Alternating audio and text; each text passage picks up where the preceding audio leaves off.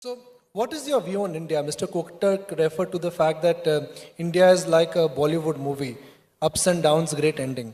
The problem is right now, I can't see the up, I can feel the down. But he said it's a happy ending.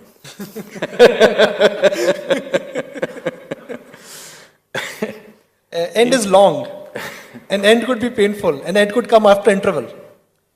See, India is a tremendous pool of talent. I must say this. I'm not saying this with any nationalistic fervor. I personally don't identify with any kind of political nationalism. But as a culture, we are important in the world because we are a kaleidoscope. We have every kind of hue, we have every kind of shape and form, which is quite incredible. It's taken 10,000 years to create this chaos which functions. Most people who are not used to India, they just can't figure how the hell this is functioning. But we know it'll work because here in this country, at least everybody thinks he's a genius. There is no ordinary person, everybody is an expert, not about the job that he is doing, about everything else. If you go and sit in the local tea shop, he will be advising, making commentary about how Tendulkar did not know a particular shot and how he should have done that, how he should have played that particular match and how he missed it. And he will be talking about how the Prime Minister should do this, this and this. He knows everything in the universe, but he does not know how to make good tea. He runs a tea shop, but he doesn't know how to make good tea, but he knows everything else in the universe. This looks like a big problem. At the same time, there is a phenomenal enterprise in this mind. He wants to venture into everything, at least mentally.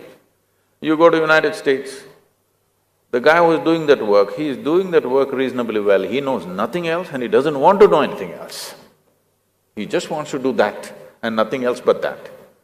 So this is a different kind of nation. This is something that one has to understand. This is a tremendous potential.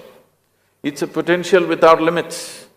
But one area where we have seriously failed in this country is, we have been very deficient in leadership. I think that is a hangover from colonial days, where the entire society was structured in such a way that no leader should arise.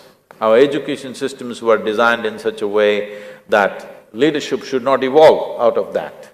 The entire system was designed to produce employees, not to produce leaders. So we are still suffering from that because we did not revolutionize our education system so that we can produce leaders. So it is a fabulous pool of talent, but without the necessary leadership which can bring that movement. We're beginning to see that kind of leadership little bit happening, but still it needs traction down the line. In India, if a good leader comes up, people will worship that leader. A leader does not need worship. A leader needs traction down the line. He needs many layers of leadership who will be capable of implementing or executing the vision or the direction in which he wants to take a certain situation, whether it's business or the nation. We have lacked that because we have been an occupied nation for a little too long. So always we don't want to confront problems because in an occupied nation, if you see a problem, avoid it and go home.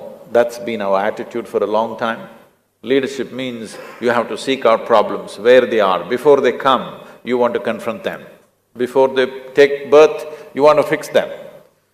So that is generally missing in the larger population, but this generation is looking at it differently because today almost everything that's run in this country are run by people who are born in free India, that they don't have this hangover of being afraid of confronting problems. But the hangover is still there, not everybody is free from that. We have to get the youth out of this. This generation has to really make an effort to come out of it.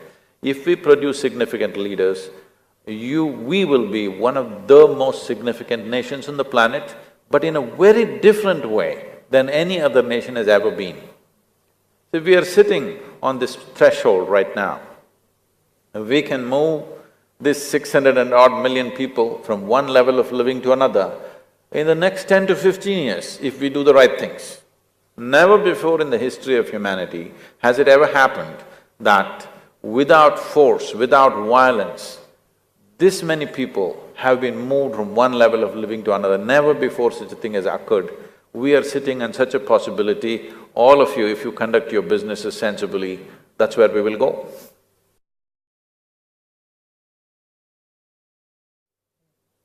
But is the definition of leadership changing? I mean, we've had military leaders, we've had elected leaders, now business leaders. Broadly, the whole approach and leadership is changing now, not only in India but around the world.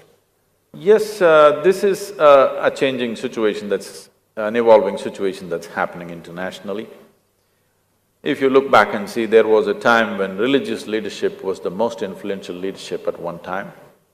Then as the military machines became strong, the military leadership took on the most significant role.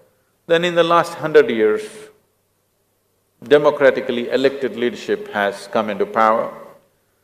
I would say in the next 15 to 25 years, the business or the economic leaders will be the most significant leaders on the planet.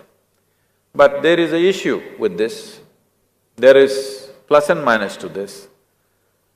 You like to normally hear pluses first or minuses first? Well, the good news first, I would say. The financial market. The good thing about a business leader is, he is not predetermined. Two religious leaders cannot agree on anything for nuts. Military leaders should not agree because if they agree, they'll be out of their profession. Democratic leaders cannot agree for a variety of reasons. Even if they agree in private, in public they cannot agree. But a business leader is willing to make the deal with anybody if the deal is good. He is willing to deal with the devil if the deal is good.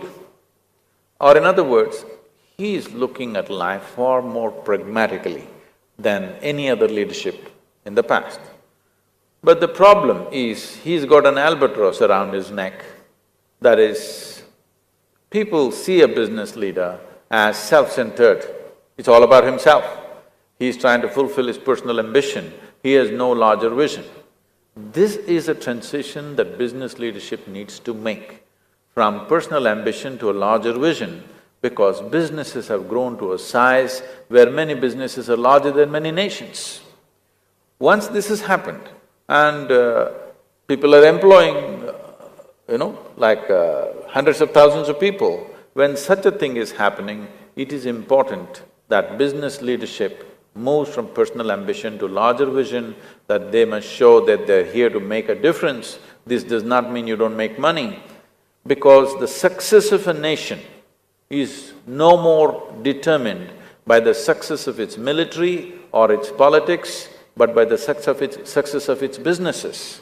So now that this has happened in the world, it is time that business leadership evolves and takes the tag of self-interest group and becomes a group of larger interest of the nation and the world. And the beauty about business is, at some point if business thrives, national boundaries can be, largely obliterated. The need… See, if you have…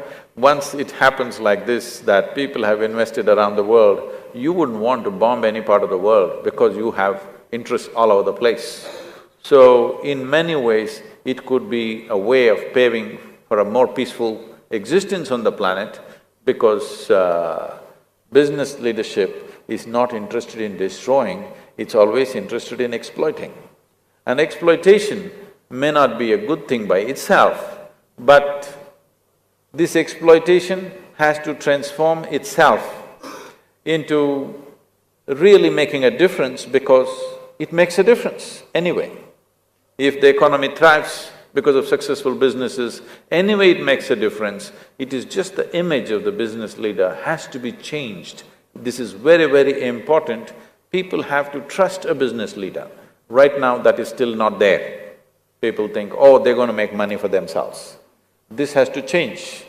A larger population needs to understand the success of the businesses in the country are good for them. This has to be communicated properly. Is that one of the reasons why Indians traditionally have invested in gold? They've always invested in property. I mean, we can claim the kind of entrepreneurs and business leaders we have, but somehow if I look at the average Indian, we don't back the enterprise here.